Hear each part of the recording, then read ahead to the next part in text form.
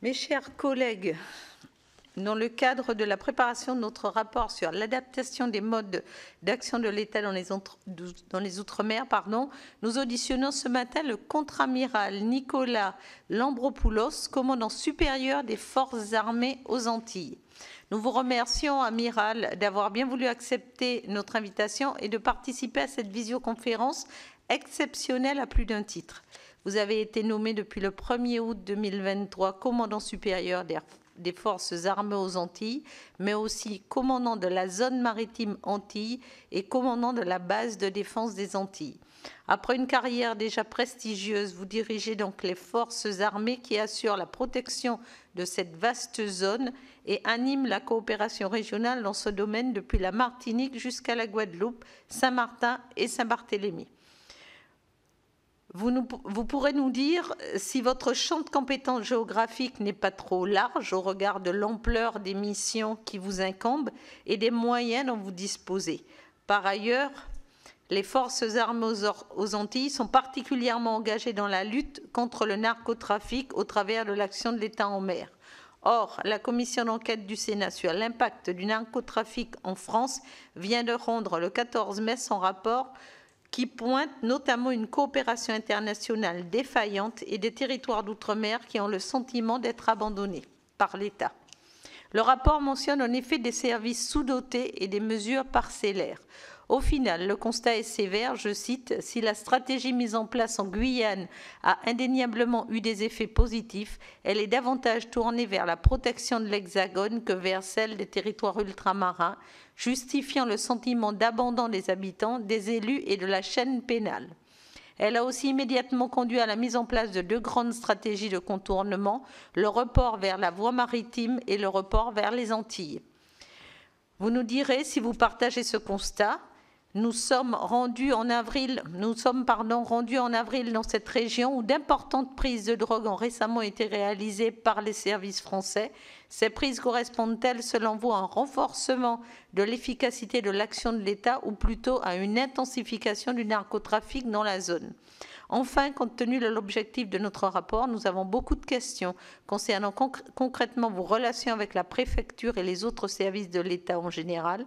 Quelles sont vos recommandations pour une meilleure organisation et coordination des services de l'État en général et avec les forces armées en particulier au niveau territorial ? Quelle appréciation portez-vous sur la surveillance et la protection de l'espace maritime français ?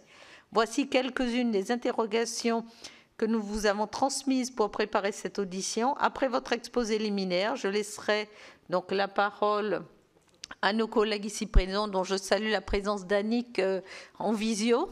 Merci Annick d'être parmi nous, sachant que notre temps est limité et que nous devons être en séance de questions au gouvernement à 15 heures. Je vous laisse la parole, amiral. Président, mesdames et messieurs, merci beaucoup de m'exprimer devant vous. Vous avez brossé un agenda quand même extrêmement ambitieux pour 55 minutes de temps de parole. Ça ne va pas forcément être facile. Je vais essayer d'aller à l'essentiel et juste rappeler effectivement quelles étaient les questions du ComSup. Vous les avez, il y en a 3. J'ai donc une casquette de commandement purement militaire sous les ordres du major des... J'ai une casquette civile et du préfet de la d'éléments pour l'action de l'État en mer. On se place dans une ministre générale de la mer, préfet de la et j'ai fait territorial, mais qui est commandant de base de défense.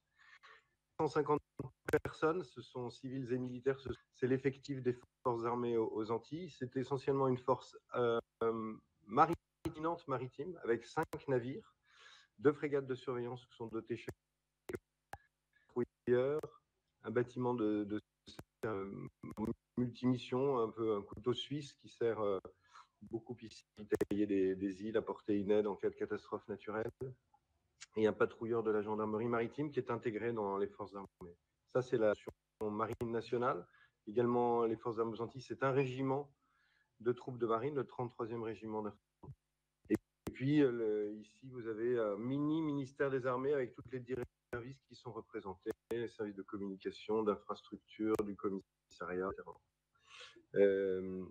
La mission, c'est la compatrie dans la région, maintien de notre souveraineté, la préservation des ressources françaises, la lutte contre les en mer et la lutte contre les stupéfiants et largement par l'État de la région contribuer à la stabilité de notre pays dans le monde. On va essayer de répondre à une situation de crise. Vous m'entendez? Oui, ça va un peu mieux. Merci. Allô? Oui, vous avez coupé la caméra? Ah, pardon. Non, mais c'est bien parce que nous vous entendions de manière hachée tout à l'heure. Ah, d'accord. Vous m'entendez mieux? Oui, on vous entend parfaitement mieux. Vous pouvez continuer de cette manière. Très bien, merci beaucoup. Je disais que nous avions deux missions aussi importantes, être en mesure de participer, de répondre à une opération de secours d'urgence sur le territoire national. Et notamment, nous rentrons dans quelques jours dans la période cyclonique, ici dans les Antilles, comme vous le savez. Et donc, les forces armées sont un pion important de réponse en cas de catastrophe naturelle. Ça a été le cas pour Irma, 2017. Nous devons également être en mesure de répondre à une opération militaire limitée. C'est un peu ce que nous avons fait à Haïti au mois de mars, où nous avons pu évacuer quasiment 250 de nos ressortissants depuis Port-au-Prince par des manœuvres d'hélicoptères, essentiellement au-dessus de la ville. Voilà, j'ai fait très rapidement, je ne veux pas m'attarder là-dessus parce que ce n'est pas le cœur de notre propos. Je voulais vraiment essayer de répondre à vos questions et donc je vais me focaliser sur mon rôle de commandant de zone maritime. Donc je coordonne pour le préfet ici de la Martinique, donc délégué du gouvernement, le fonctionnement des administrations qui œuvrent en mer et qui concourent aux 45 missions de l'action de l'État en mer. Parmi ces missions, il y a la lutte contre le narcotrafic. Et c'est celle sur laquelle je voulais vraiment focaliser pour essayer de répondre à vos questions. C'est cette mission qui m'anime le plus, vous le comprendrez aisément. Donc, la zone d'action, j'espère que vous voyez ceci sur vos écrans, c'est la zone maritime Antilles qui est en bleu sur la diapositive que vous avez normalement sous les yeux. C'est une zone assez importante qui englobe, comme vous le voyez, tout le golfe du Mexique, la zone Caraïbe, une partie de l'Atlantique. Globalement, au bout de la zone à l'est, le plus à droite, on est à mi-distance du golfe de Guinée. Donc, on est au milieu de l'Atlantique. Et vous voyez, elle va jusqu'au nord du Brésil, elle englobe la Guyane. Donc, dans cette zone, le préfet et moi, nous œuvrons pour l'action de l'État en mer. J'ai mis sur cette carte ma perception des routes maritimes du narcotrafic. Bon, je voulais peut-être faire une petite incise sur le narcotrafic. Globalement, la production de drogue, de cocaïne, depuis 2020 a augmenté de 15%. Ce sont des estimations parce qu'on ne sait pas exactement combien il y a de drogue produite. On estime qu'il y a en 2022 2300 à 2500 tonnes de cocaïne pure qui ont été produites essentiellement en Colombie, au Pérou, en Bolivie. C'est une offre qui est donc en croissance. Elle croît parce que la demande croît en Afrique, au Moyen-Orient, en Asie, mais aussi en Europe. Avec un trafic qui est toujours aussi rentable et lucratif, puisque vous avez une stabilité globale des prix, de l'ordre de 70-75 € le gramme en France et en Europe, pour 1 € à 1,50 € le gramme en Colombie. Donc une rentabilité vraiment fabuleuse.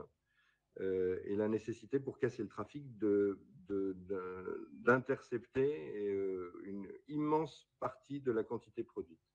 Donc pour acheminer cette drogue, il y a de nombreuses routes et de nombreux moyens. Les narcotrafiquants utilisent les voies commerciales. sur les voies maritimes, par cargo, par container, et les voies aériennes, par avion, en utilisant pour chacun de ces modes des transports et des techniques particulières. La technique des mules, qui est bien connue, le colis postal, ça peut être la dissimulation.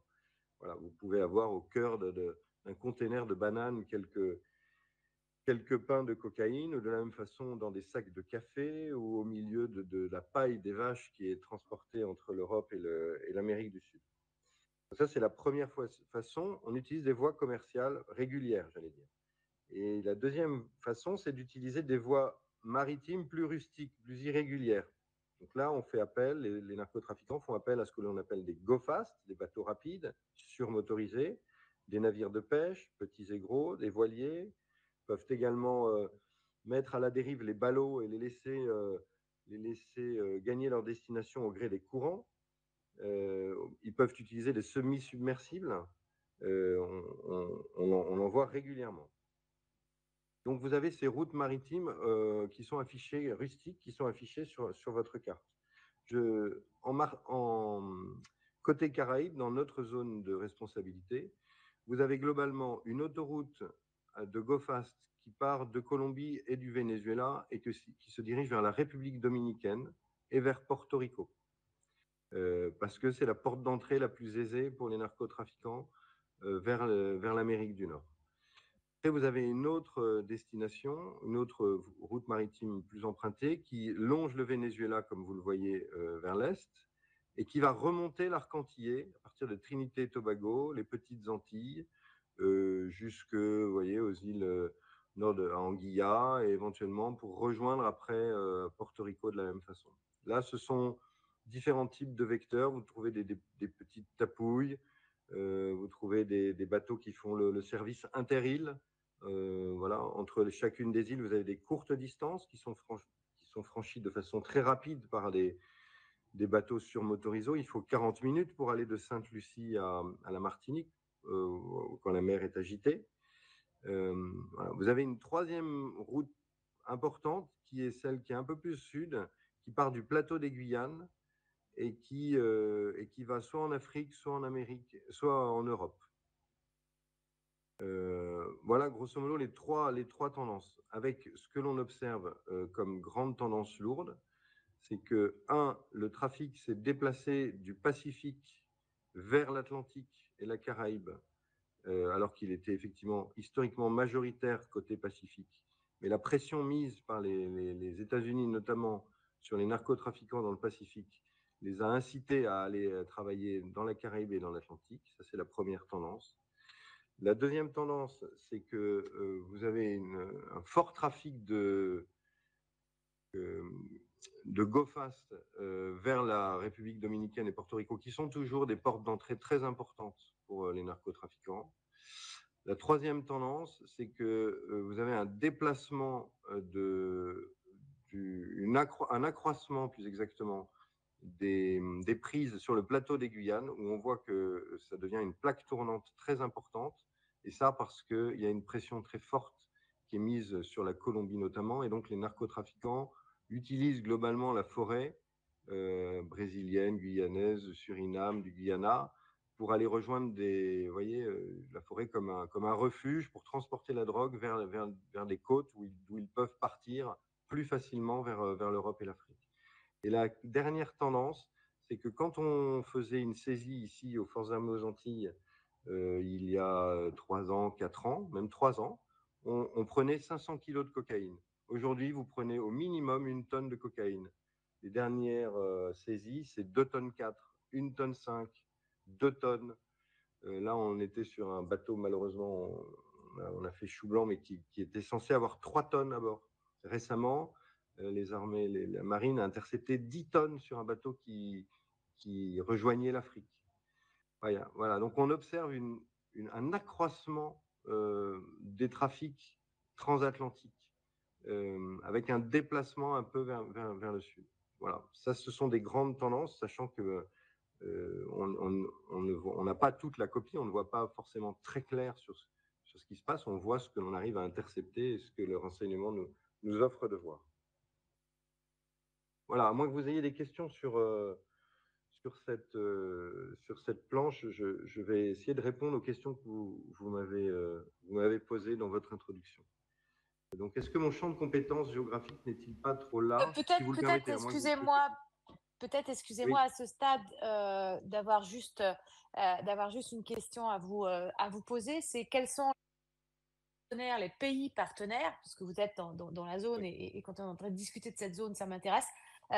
Quels sont les pays partenaires et quelle confiance porter à ces partenariats, sachant que ça fait vivre quand même l'économie d'un certain nombre de pays. Voilà. Et quelles sont les forces en présence, en partenariat avec la France sur nos côtes et sur ces axes.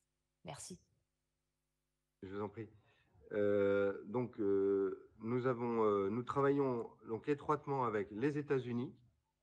Les États-Unis ont monté une sorte de centre interagence, cela s'appelle la JATF Sud, c'est basé à Key West, globalement en Floride.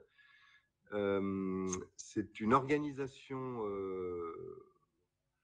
je vais dire pléthorique, mais nombreuse, comme les Américains savent le faire, qui réunit 15 pays et toutes les agences qui, de près ou de loin, luttent contre la criminalité, le crime organisé, le narcotrafic, et qui, elle, essaie de coordonner les moyens dans la Caraïbe, les moyens des différents pays, les moyens de la République dominicaine, les moyens de la Colombie, les moyens français, les moyens des Pays-Bas. Donc on travaille beaucoup avec eux, c'est une organisation militaire qui travaille sous les ordres du commandement militaire pour le Sud américain, donc JATF Sud. On a un officier de liaison français qui est là-bas et globalement, ils sont pour nous fournisseurs de renseignements. On travaille beaucoup aussi avec les Pays-Bas qui sont implantés à Curaçao, qui mettent en œuvre un navire de façon permanente pour lutter contre le trafic dans leur zone de responsabilité. Eux, ils sont essentiellement confrontés à des go-fast, parce que les îles ABC, Aruba, Curaçao sont vraiment au nord du Venezuela sur les routes de go-fast. On a des relations très bonnes avec la Colombie, avec la marine colombienne, qui est très impliquée, la Colombie, dans la lutte contre le narcotrafic, comme vous le savez, au péril d'ailleurs de la sécurité et de la vie de nombreux militaires. Hein, chaque semaine, vous avez des gens qui tombent dans ces combats contre les narcotrafiquants. Donc, on a noué notamment des relations pour pouvoir, avec la Colombie, avoir du renseignement. C'est-à-dire que parfois, les Colombiens nous appellent, nous disant, bah, écoutez, voilà, telle position, il y a un bateau, on pense qu'il est chargé de cocaïne. Voilà, est-ce que vous pouvez faire quelque chose? On mène avec eux également des opérations conjointes où on essaie de travailler ensemble avec nos bateaux et leurs bateaux et leurs hélicoptères pour essayer de patrouiller dans une zone pour essayer d'intercepter de façon commune des narcotrafiquants. On travaille avec la République dominicaine, alors qui est, elle, soumise à un fort flux de cocaïne, comme je l'ai dit tout à l'heure. Donc là aussi, j'essaie de nouer des partenariats entre marines pour favoriser l'échange de renseignements, la connaissance de la zone, voilà, pour essayer de utiliser le mieux possible nos moyens. On n'a pas de coopération avec le Venezuela, mais on a des accords avec le Venezuela qui nous permettent de leur remettre la drogue que l'on intercepte sur des bateaux qui battent pavillon vénézuélien. Peut-être une toute petite incise, vous savez qu'en mer, quand vous n'avez le droit d'intervenir sur un bateau que si vous avez l'accord de l'État du pavillon. Donc, quand on a un renseignement sur un navire, on monte à bord, on fait ce que l'on appelle une enquête de pavillon pour savoir quel est le pavillon de ce navire, est-ce qu'il est polonais, vénézuélien. Une fois qu'on connaît l'état du pavillon, on contacte les services diplomatiques de ce pays pour leur demander l'autorisation de fouiller le navire. Et après, on fait une fouille de navire. Et une fois qu'on fait la fouille, si on trouve de la cocaïne, on leur demande s'ils veulent conserver ou non leurs compétences juridictionnelles, c'est-à-dire est-ce qu'ils veulent judiciariser les cas chez eux, ou est-ce qu'ils le cèdent à la France. Le Venezuela ne conserve on va dire, ses compétences juridictionnelles, nous demandent de lui redonner drogue et retenue, ce que l'on fait régulièrement et ils le font avec une très grande réactivité. J'observe que les militaires vénézuéliens sont très impliqués eux aussi dans la lutte contre le narcotrafic. Je ne porte pas plus de jugement sur ce pays. Et puis après, je suis en relation avec la Barbade, avec Trinité et Tobago, et avec ces pays, j'essaie pareil, de favoriser les liens pour qu'on puisse agir ensemble contre les narcotrafiquants. Voilà à peu près sur la zone, quelles sont mes relations. Alors après, il y a des organisations régionales aussi. Je ne vous ai pas dit que j'étais avec le commissaire Louarn, qui est le chef de la division de l'action de l'État en mer à mon état-major, je suis désolé. Voilà. Oui, pardon, on travaille également avec le MAOC. Le MAOC, vous savez, qui est basé à Lisbonne, Maritime Analysis Operational Center, qui est un regroupement de 7 pays européens à l'initiative de la France il y a quelques années, qui vise à échanger du renseignement voilà, entre services policiers, services de renseignement militaires. Et le MAOC nous donne beaucoup d'informations notamment sur des cas qui, au départ du plateau des Guyanes, comme je le mentionnais tout à l'heure. J'aurais une question sur la relation aussi avec la CMA-CGM, puisque lors d'une visite au siège de Marseille, nous avons été informés de toute une stratégie de protection et de lutte contre les trafics, le narcotrafic mis en place sur les bateaux de la CMA-CGM. Avez-vous des relations de renseignement, ne serait-ce qu'avec la CMA-CGM? Merci beaucoup. Je sais qu'effectivement, la CMA a mis en place une structure particulière de lutte contre le narcotrafic sur ces bateaux. C'est vraiment le sujet de la douane, du service de renseignement des douanes et de la douane terrestre plutôt que le mien, puisque moi je suis plutôt sur la lutte en mer contre les trafics illicites. Je peux pas monter à bord on peut pas avec un navire, enfin on pourrait, mais monter à bord d'un navire de porte-containers qui transporte plusieurs milliers de containers en mer, pour chercher de la drogue, c'est illusoire. Donc ça, ce sont des opérations menées essentiellement par la DNRED en lien étroit avec le CMA-CGM, en effet. Mon collègue, M. Buvel, a une question à vous poser. Oui, Frédéric Buval, sénateur de la Martinique. Je vous remercie pour ces informations que vous donnez. Donc, nous savons que le système qui se trouve de grand banditisme dans la Caraïbe, notamment avec le transport de drogue, est corrélé aussi avec des armes massives qui arrivent à la Martinique. Et si nous sommes devenus un territoire où l'insécurité règne, où tous les jeunes ont des guns en leur possession, on sait bien d'où ça sort. Donc, quelles possibilités vous avez aussi pour stopper ce flot d'armes qui arrive Guadeloupe, Martinique et ailleurs, et notamment la Martinique? Merci, monsieur le sénateur. Peut-être pour répondre à votre question, je vais essayer de vous expliquer très rapidement un peu la typologie de nos actions. Vous voyez, je pense on peut classer les types d'actions selon qu'elles se passent au large, près des côtes, qu'elles concernent un bateau plutôt rapide, ce que l'on appelle un go fast, surmotorisé, ou des bateaux plus lents, voiliers, petits caboteurs, navires de pêche. Et les deux dernières catégories, c'est que ce sont des opérations que l'on mène soit sur du renseignement fourni par nos partenaires dans la région ou les services de renseignement français, voilà, soit sur opportunité, parce que on vole avec un hélicoptère au-dessus de l'eau pour faire une liaison, par exemple, entre la Guadeloupe et la Martinique, et soudainement, on tombe par hasard, j'allais dire par chance, sur un bateau qui est suspect. Et là, on mène une opération. Vous voyez, vous avez cette typologie. La marine nationale, avec les bateaux que j'ai mentionnés, elle est plutôt vocation à travailler au large. Et les opérations que l'on mène, vous voyez, depuis la Martinique sur le plateau des Guyanes, c'est à presque 2000 km d'ici. On a intercepté des bateaux à quasiment 2300, 2400 km de Fort-de-France. Donc ça, c'est plutôt la marine. C'est des opérations qui ont une cinétique particulière, c'est-à-dire qu'il faut plusieurs jours pour aller sur la cible. On est obligé d'avoir du renseignement très solide parce qu'on ne peut pas envoyer un bateau à 2000 km sans être sûr qu'il est chargé. Voilà. Comment dirais-je, les opérations côtières, elles sont normalement plus dédiées au service de garde-côte des douanes, qui a aussi des moyens, petits patrouilleurs, intercepteurs côtiers qui sont basés dans toutes les îles des Petites Antilles.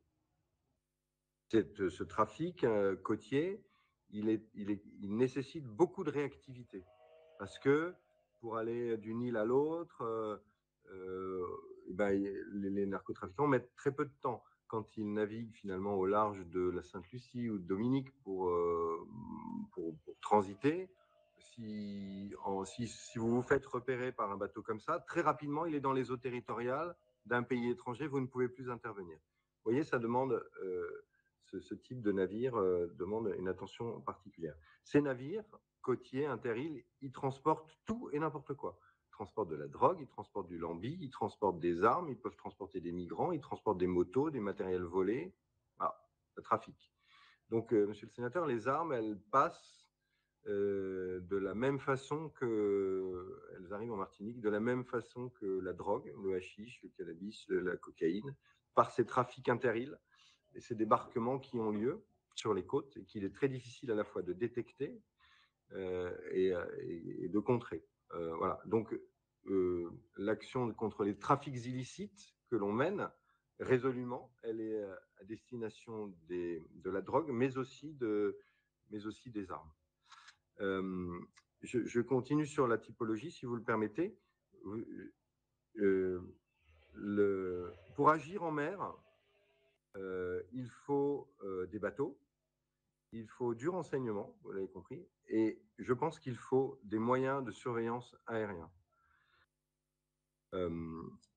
Ces moyens de surveillance aérien, ils sont, à mon sens, trop peu nombreux à ma disposition.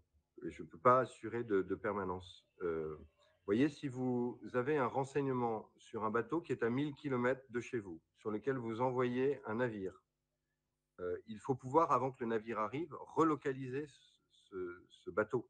Parce que sur la mer, rien n'est plus grand que la mer. C'est extrêmement difficile de trouver un bateau avec un autre bateau. Un bateau qui ne donne pas sa position. Donc il faut un avion qui ait un long rayon d'action pour pouvoir essayer de retrouver ce navire, le repositionner pour donner l'information au bateau qui va venir le chasser. Et ça tous les jours. Sinon, on le perd. C'est ce qui s'est passé nous concernant il y a quelques jours. On a malheureusement perdu un bateau qu'on savait charger. Et de la même façon, pour travailler près des côtes, il faut des bateaux, des intercepteurs côtiers, des gens qui connaissent bien les côtes, et il faut des moyens aériens de surveillance. Parce qu'un navire qui vient de Sainte-Lucie, qui vient en débarquer de la cocaïne dans une baie en Martinique, par exemple, ou en Guadeloupe, eh bien, vous avez une phase nautique, puis après, vous avez une phase terrestre. Et si vous n'avez pas un moyen de surveillance qui reste en l'air, je pense à un drone notamment, qui reste en l'air et qui permet d'observer le mouvement du bateau pour pouvoir diriger les forces à terre vers la bonne baie, les orienter vers la bonne plage, pour pouvoir intercepter tout ce petit monde, en fait, l'opération est irréalisable. Je vous le dis parce que comme vous parlez des moyens d'action de l'État, je pense qu'il manque des moyens de surveillance aérienne. Voilà. Ici, nous avons un Beechcraft des douanes, un avion de surveillance qui appartient au service de garde-côte des douanes, qui est basé ici. Il vient d'être complété par un hélicoptère tout neuf qui est en train d'être admis au service opérationnel, un H-160, qui est mis en œuvre par les douanes aussi. Voilà. Donc, il y a deux moyens qui ont un rayon d'action assez faible, qui peuvent faire du côtier. Et avec la marine, 3 mois par an, j'ai le concours d'un avion de patrouille maritime, qui est un Falcon 50, qui vient de métropole, qui a des moyens de radar et de optronique qui permettent, et des pattes suffisamment longues qui lui permettent d'aller voir loin et longtemps en mer. Mais à part ça, il n'y a pas d'autres moyens. Donc, depuis que nous sommes arrivés ici l'été dernier, nous essayons et je pense que nous avons quasiment réussi, d'acquérir un drone. Nous allons le faire grâce à la MILDECA, grâce à des ressources de la MILDECA, un drone avec 6-7 heures de potentiel de vol en l'air, qui sera basé en Martinique, et qui, lui, permettra de surveiller les canaux et de coordonner cette action entre les services qui œuvrent en mer et ceux qui œuvrent à terre, gendarmerie, douane, etc. Et si ça marche, et j'espère que dans les prochains mois, on pourra tester tout ça, je voudrais qu'on puisse en acquérir un ou deux pour le Guadeloupe et un ou deux pour Saint-Martin, où les trafics sont aussi importants. Voilà, ça c'est pour le moyen aérien.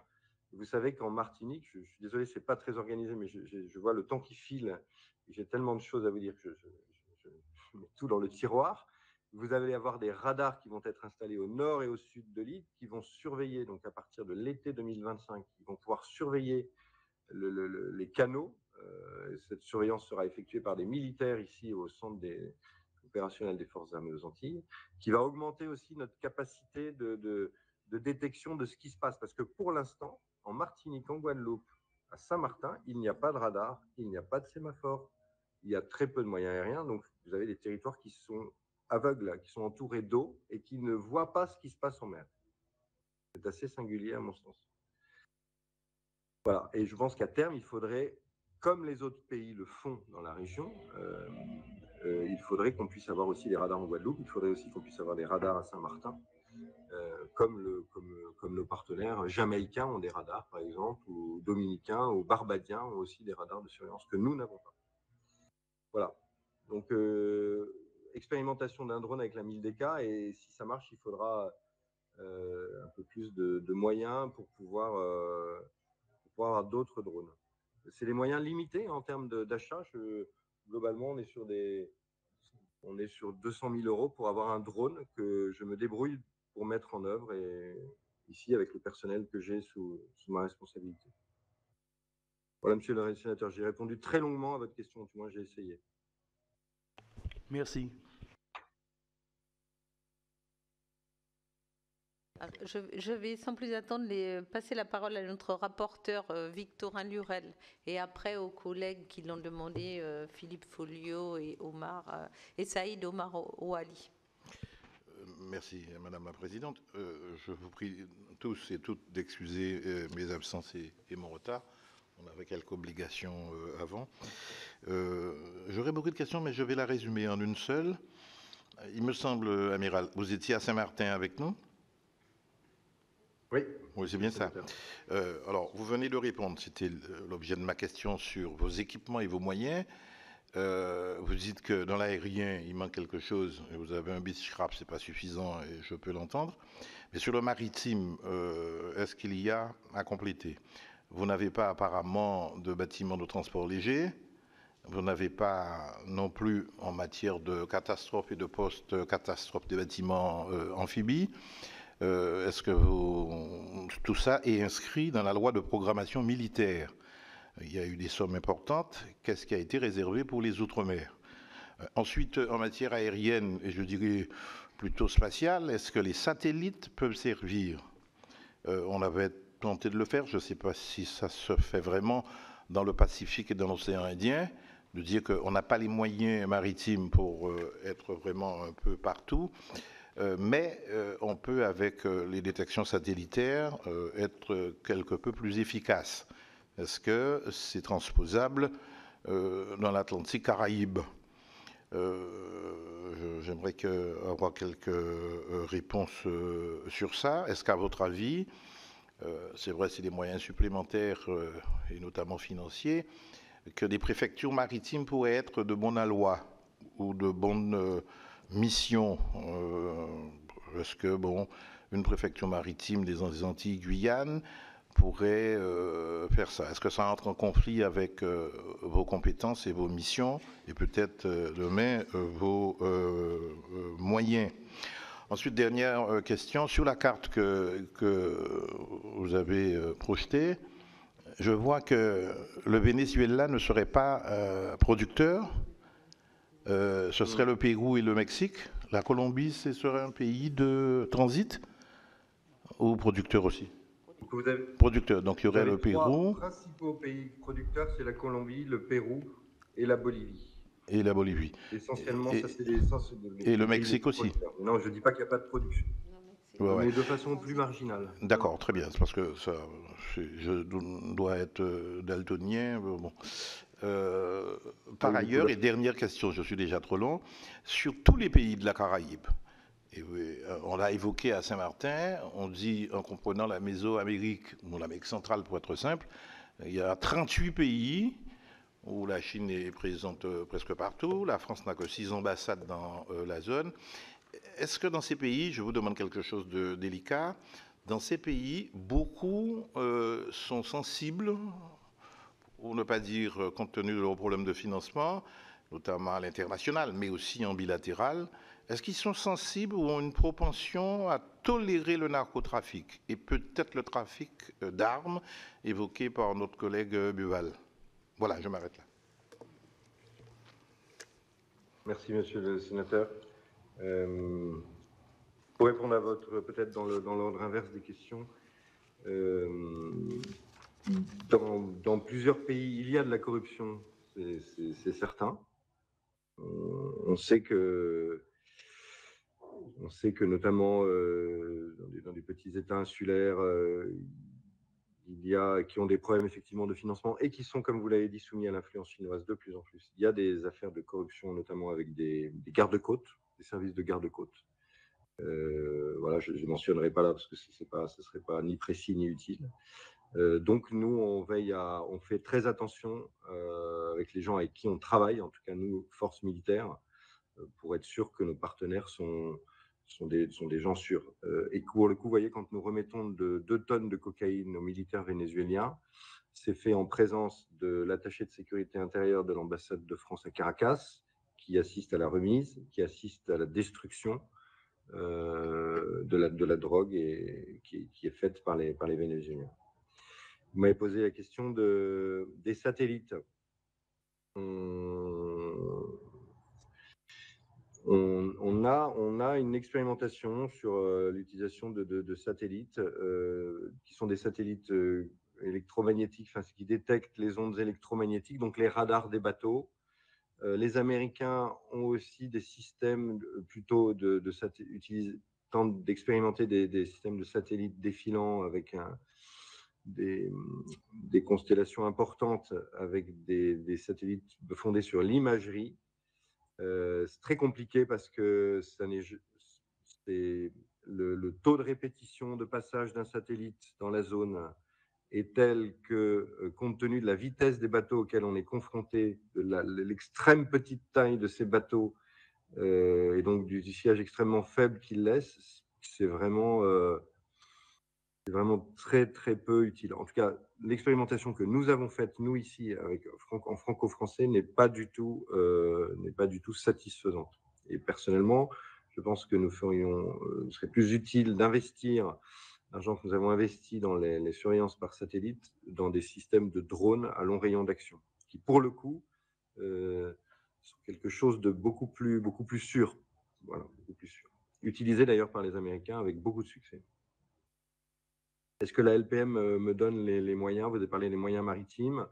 J'ai quand même des moyens importants, hein, 5 navires qui sont capables d'aller loin, de rester longtemps en mer, qui soutiennent des vitesses importantes. Il est prévu de remplacer les 2 frégates de surveillance par des corvettes hauturières à l'horizon 2035-2038 qui seront plus armées. Il est prévu qu'arrive un petit bâtiment amphibie dans l'année qui arrive, un engin de débarquement et qui effectivement manque pour les opérations de secours, catastrophes naturelles. Voilà, mais je trouve que avec les moyens que j'ai maritimes, je peux faire beaucoup de choses. Vous m'avez posé la question d'une préfecture maritime. C'est une question sensible, enfin sensible dans le sens où elle est délicate, pardon. Donc il y a 3 préfectures maritimes en France, hein, vous savez, Cherbourg, Brest et Toulon. À chaque fois, ce sont des territoires qui comportent plusieurs préfectures terrestres. Et c'est peut-être pour cette raison qu'a été créé des préfets de la mer, spécialistes de ce domaine-là, qui est un domaine singulier, qui nécessite une culture particulière, une culture maritime forte. Et je vois, ici on travaille beaucoup en équipe avec tous les services de l'État, avec avec les services de la justice, on fait un petit travail d'équipe que je pourrais vous décrire d'ailleurs, qui est vraiment très bien, très fort. Quand vous expliquez déjà, il faut expliquer ce qu'est un nautique, un mille nautique, un nœud. Vous voyez, vous reprenez à la base des choses. Donc, avoir un marin dans la place, c'est vraiment très important pour cette affaire-là. Maintenant, qu'est-ce que ça apporterait de plus par rapport à l'organisation actuelle? Je pense que l'organisation actuelle, et moi j'entretiens d'excellentes relations avec le préfet de la Martinique, qui est délégué du gouvernement. Il me fait une confiance totale et je l'en remercie. Donc ça fonctionne parce que c'est fondé sur nos bonnes relations et sur la grande intelligence du préfet de la Martinique. Ça pourrait être différent si ce n'était pas le cas. Je pense qu'un préfet, même s'il a des fonctions de préfet de zone, il est aussi avant tout, c'est bien normal, préoccupé par son territoire, par la sécurité de la Martinique, plus que par la sécurité de la Guadeloupe et plus que par la sécurité de Saint-Martin. Donc un préfet maritime pourrait, je pense, s'affranchir de cette préoccupation. C'est un reproche qu'on fait souvent d'être martinico-centré.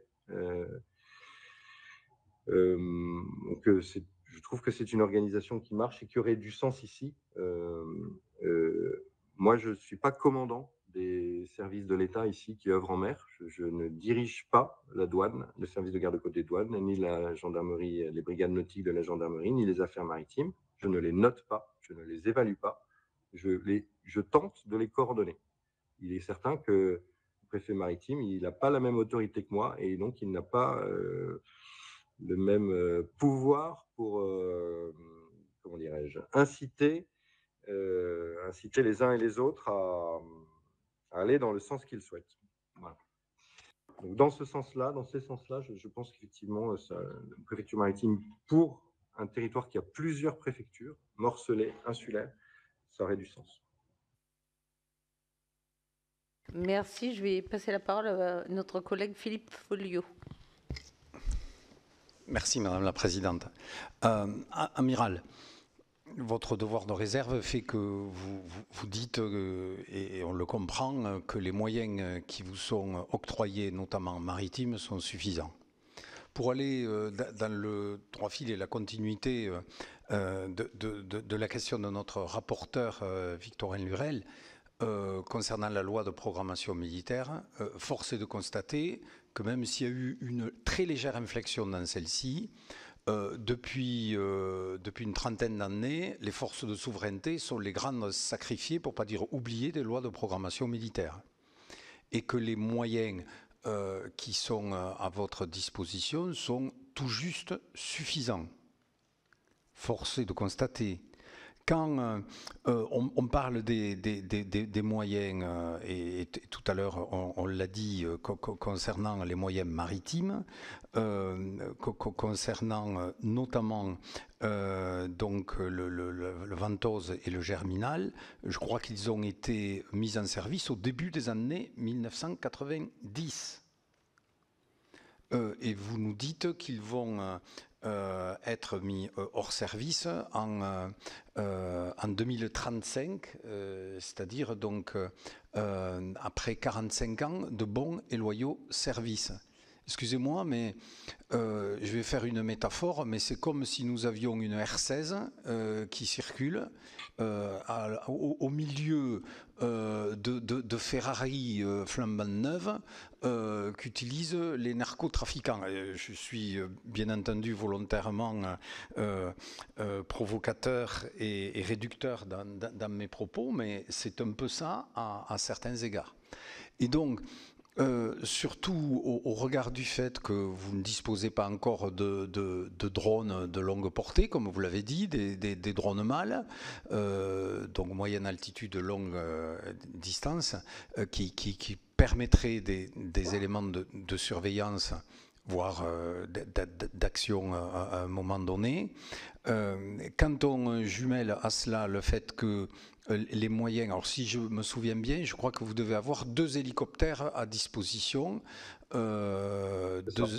deux hélicoptères qui, eux aussi, ont un nombre d'heures relativement significatif, puisque donc les dauphins sont aussi du siècle dernier, quoi. Et donc, moi, je voudrais que vous puissiez nous dire ce que nous pourrions faire en tant que parlementaires pour essayer de relayer des éléments, pour avoir les moyens qui vous permettent, de faire face à ces menaces et à ces éléments de trafic qui ont des conséquences, y compris sanitaires, parce que on sait que dans nos collectivités d'outre-mer, à l'image, et départements d'outre-mer, à l'image de ce qui se passe dans l'Hexagone, on a une explosion je veux dire, très, très importante de la consommation de drogue, avec tout ce que cela représente en matière de conséquences en termes de santé publique, d'ordre public et autres, et que par rapport à cela, selon vous, quels seraient les moyens les plus urgents dont vous auriez besoin pour compléter les faibles moyens qui sont les vôtres, afin de pouvoir assurer cette mission avec plus d'efficacité et plus de réussite, même si nous ne pouvons que louer l'engagement qui est le vôtre et celui de vos hommes, mais qui font avec ce qu'ils ont. Merci, monsieur le sénateur. Et je sais que vous avez embarqué sur une frégate de surveillance, je crois, pour aller jusqu'à Clipperton, si mes souvenirs sont bons. Vous connaissez bien ces bateaux. Le Germinal, il a effectivement 30 ans, donc il aura une quarantaine d'années quand il sera désarmé. Ça reste des bateaux, le Germinal et le Ventos, qui, selon mon point de vue et celui de leurs commandants, sont encore de belles capacités, une belle endurance à la mer, etc. Vous voyez, moi, je me suis dit en arrivant ici, ok, j'ai les moyens que j'ai. Comment est-ce que je peux essayer de maximiser leur efficacité? Comment est-ce que je peux faire en sorte de progresser, de faire beaucoup mieux qu'avant en termes de résultats dans la lutte contre le narcotrafic? Et je me suis fixé des objectifs très ambitieux. Aujourd'hui, à l'heure où on se parle, on a à peu près saisi 15 tonnes de drogue durant les 6 premiers mois de l'année. C'est plus que chaque année précédente. Si on continue sur ce rythme, on en aura saisi 3 fois plus que l'an dernier, avec les mêmes moyens. Voilà, parce qu'on a essayé de sauter sur tout ce qui bougeait. On a essayé de nouer des relations vraiment de confiance avec les partenaires, avec les agences de renseignement américaines, colombiennes, tous les gens qui peuvent nous apporter quelque chose. On essaie de nouer des relations. J'ai essayé d'améliorer la coordination des services de l'État, parce que finalement, des moyens, il y en a quand on regarde l'ensemble des moyens qu'il y a. Et je vais vous dire ce qui me manque. Mais on a quand même des choses. On a de nombreux intercepteurs de la gendarmerie, bientôt du RAID, des affaires maritimes, de la douane, qui ont des magnifiques intercepteurs, des bateaux qui vont à 30, 35, et pour les intercepteurs jusqu'à 50 nœuds, voilà, mais qui sont en effectif, qui ne leur permet pas toujours et avec un rythme horaire de travail qui ne leur permet pas d'avoir une grande réactivité, etc. Donc on essaie de faire, de mieux coordonner, de travailler plus en équipe, de nouer de meilleures relations, pour d'être plus réactif aussi.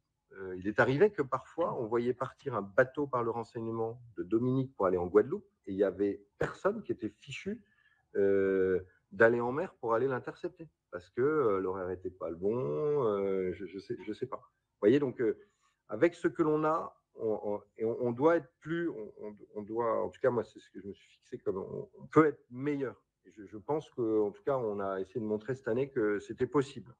Maintenant, moi, il me manque, en termes de capacité, il manque deux choses.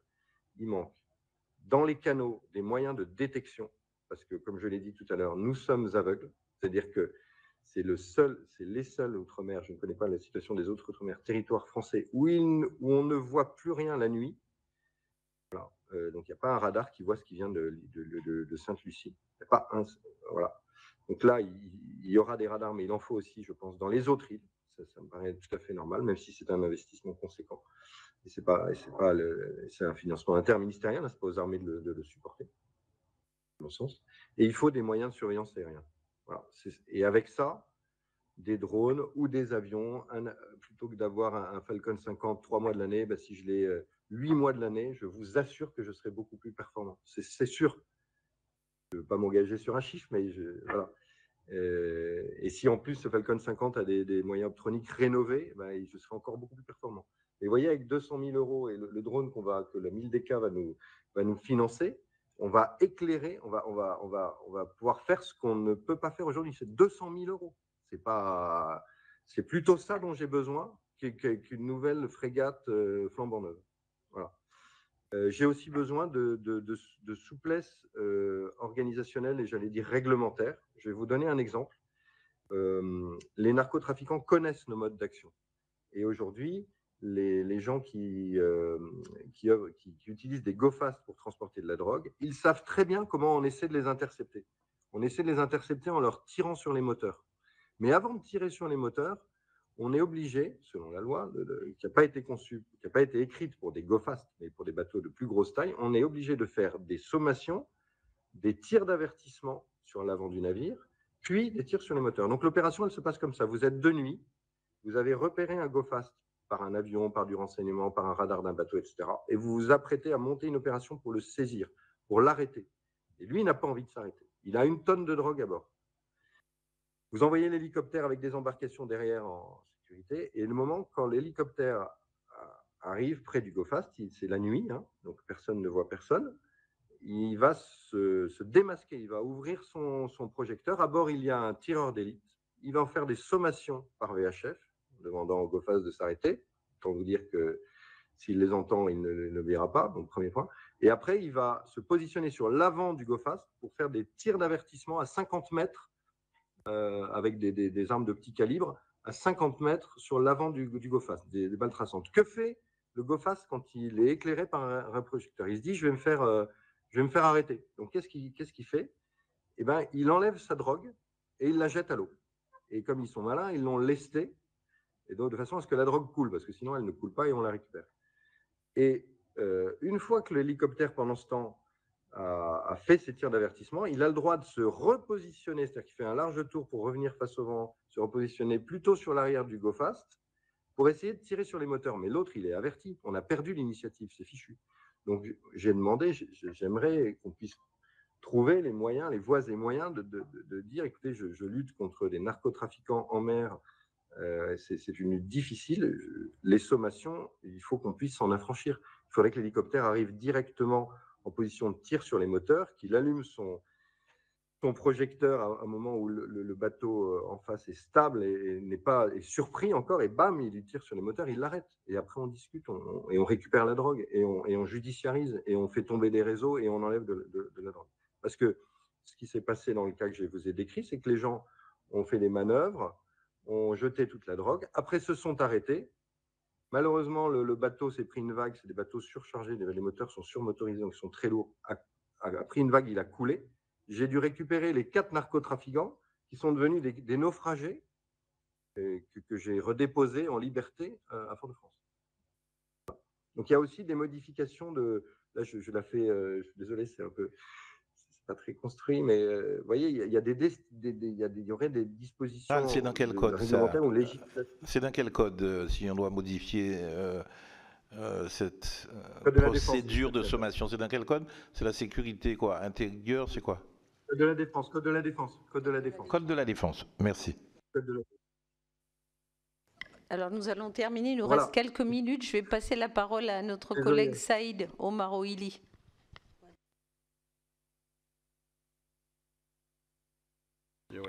Oui, je suis sénateur de Mayotte, ce n'est pas la même zone, mais juste une question. On nous a parlé de rideau de fer qui sera mis en place par la Marine nationale. Qu'est-ce que ça veut dire, rideau de fer, dans votre jargon? Voilà, c'est tout, c'est ma question. Allô? Sénateur, alors, oui, je vous entends, je vous remercie pour votre question. Je n'avais pas entendu, pour moi, le rideau de fer renvoyer à une notion historique plus ancienne. Je ne sais pas, ici on parle de stratégie du bouclier. C'est-à-dire que, et donc peut-être que c'est ça le rideau de fer, mais bon, c'est un peu présomptueux à mon sens. Stratégie du bouclier, c'est de dire frapper le plus loin possible des côtes françaises, qu'elles soient outre-mer ou la métropole, pour pouvoir, vous voyez, éviter que ces gens-là déposent leur butin sur nos îles ou sur le continent européen. Voilà. Quand vous saisissez 1,5 tonne en mer, c'est 1 500 000 doses de 1 gramme de cocaïne que vous n'avez pas dans les villes françaises ou dans le territoire français ou sur les îles françaises. C'est ça la stratégie du bouclier. Peut-être que le rideau de fer s'y approche, mais je n'ai jamais entendu parler de cette notion.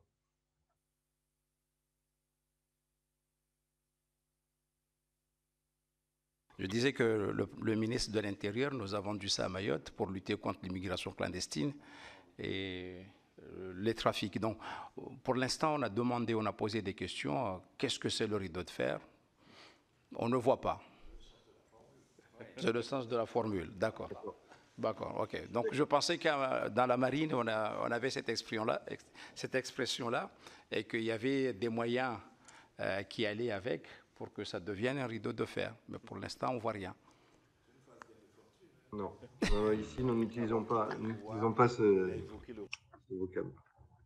Alors, avant de clore cette audition, nous avons bien noté que les moyens, vous avez des moyens humains, vous avez beaucoup de volonté, mais que malheureusement, il vous manque toujours encore des moyens de surveillance que nous avons d'ailleurs pu observer à Mayotte. Notre collègue a fait un peu le parallèle entre l'immigration clandestine et le narcotrafic, mais il est vrai que Mayotte manque aussi cruellement de tous ces moyens techniques pour permettre d'avoir une meilleure approche lointaine. Nous avons aussi noté votre demande de souplesse réglementaire et l'éventualité, vous êtes plutôt favorable à une préfecture maritime à cause justement du morcellement de la zone qui doit être couverte. La coordination aussi avec certains pays, les contacts que vous avez avec certains pays. La délégation est en train de lancer une étude sur la coopération régionale par bassin océanique, et l'année prochaine, notre étude portera sur justement le bassin atlantique et toute la zone Caraïbe. Donc ce sera vraiment le moment aussi de voir avec les autres pays, puisque nous avons aussi le Brésil qui ne semble pas concerné sur votre carte par ce trafic, mais qu'est-ce qui pourrait être mis en place de manière plus concrète pour lutter contre ce fléau. Merci de votre disponibilité. Et nous essaierons, en qualité de parlementaire à tout le moins, de voir dans quelle mesure, dès que nous avons un vecteur législatif, et je sais que je pourrais compter sur tous les collègues, et notamment notre collègue Philippe Folliot, qui est membre de la Commission des Affaires étrangères, sur ces freins qui vous empêchent d'avoir une action encore beaucoup plus efficace. Et merci pour tout ce que vous faites pour protéger nos concitoyens. Merci beaucoup pour votre attention, merci pour votre soutien. Merci beaucoup.